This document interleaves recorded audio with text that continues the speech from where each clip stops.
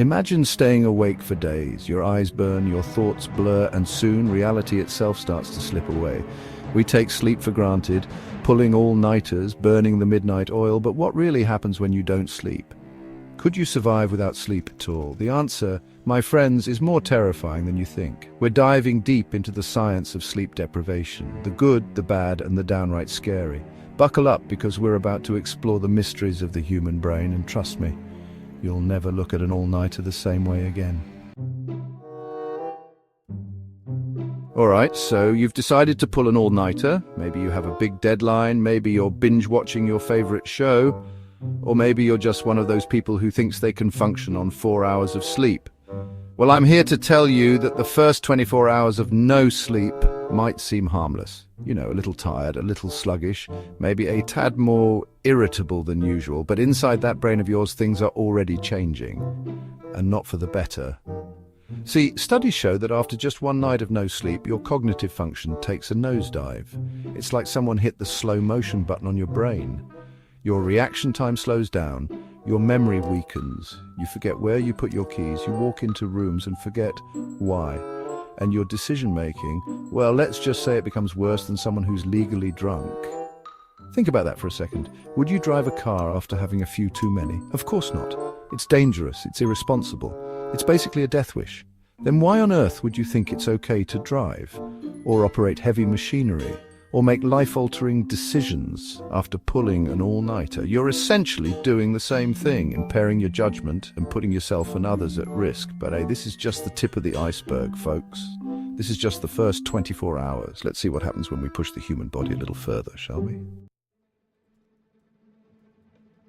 So we're 48 hours in, 2 full days without sleep. At this point, it's not just about feeling a little groggy, my friends. Your body starts to rebel. It's like it's saying, hey, I need some shut-eye here. What are you doing to me? And you know what? Your body has every right to be angry. First on the list of complaints, your immune system. It starts to weaken, making you more susceptible to every virus and bacteria that crosses your path. It's like you're giving those microscopic invaders a VIP pass to wreak havoc on your system. And speaking of havoc, your heart rate decides to join the party too. It spikes up, along with a surge of stress hormones flooding your system. You become a walking stress ball, primed for a meltdown. And then there's the paranoia. It starts creeping in, whispering doubts in your ear, making you question everything and everyone. You see shadows where there are none. You hear whispers in the silence. Your brain, starved of sleep, starts to play tricks on you. It's like a bad trip, but without the fun part. Now here's where it gets really interesting. At this stage, people start experiencing something called microsleeps. It's exactly what it sounds like. Your brain, in all its sleep-deprived wisdom, forces you to shut down for a few seconds, even if your eyes are open. You might be driving, you might be operating machinery, you might even be having a conversation, and bam!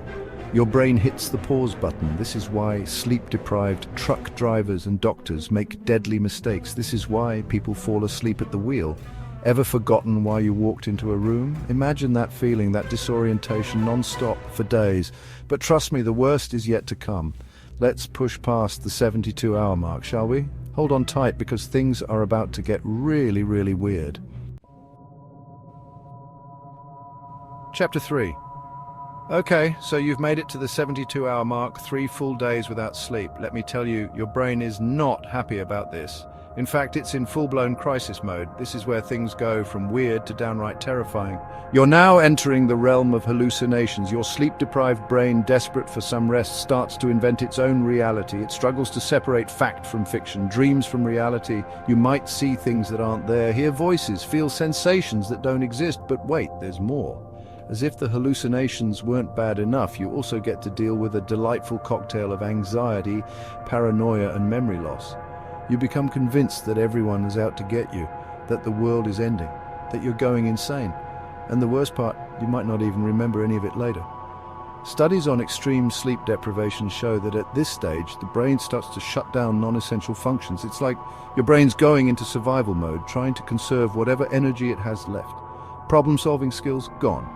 Emotional stability out the window. You become a shell of your former self, a walking zombie incapable of rational thought or action. The military, my friends, has even used sleep deprivation as a form of psychological torture. It's that powerful. It can break the strongest of wills, make you question your sanity, make you betray your deepest beliefs. But what happens if you keep pushing, if you go beyond the 72-hour mark? What happens when you push the human body to its absolute limit? Chapter 4. We're going deep now, my friends. Beyond 96 hours, a full 4 days without sleep.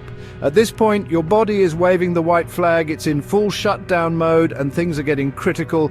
Your risk of heart failure skyrockets. Your immune system is practically non-existent, and your brain, well, let's just say it's in a near delirious state. Imagine the worst flu you've ever had.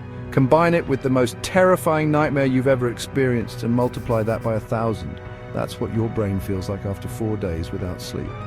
Now, the million-dollar question, can you actually die from sleep deprivation? Officially, the answer is no. There's no documented case of someone dying solely from lack of sleep. However, and this is a big however, can sleep deprivation indirectly lead to death? Absolutely. The impaired judgment, the hallucinations, the micro-sleeps, all of these can lead to fatal accidents. The longest recorded case of intentional sleep deprivation lasted 11 days. 11 days. The subject suffered extreme paranoia, memory loss, and near total cognitive failure. He was basically a vegetable, barely able to function, but he survived. So yes, while you might not die directly from sleep deprivation, you can certainly die from the consequences of it. Chapter 5. Alright, now that I've thoroughly terrified you, let's talk about the good news.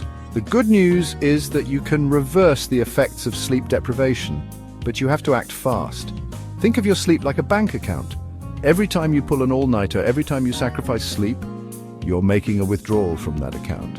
And just like with any bank account, if you keep making withdrawals without making deposits, you're going to end up in debt.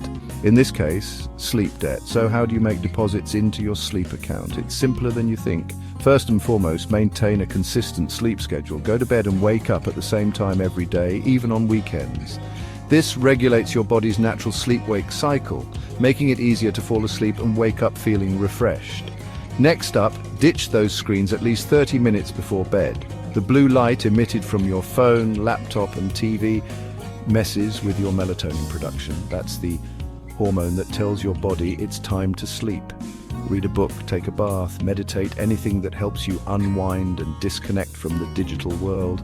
And while you're at it, cut down on caffeine and heavy meals before bedtime. You don't want your body working overtime to digest food or combat a caffeine rush when it should be resting and recharging. Make your bedroom a sleep sanctuary. Keep it cool, dark, and quiet. Invest in blackout curtains, earplugs, a white noise machine, whatever it takes to create a relaxing and sleep-conducive environment.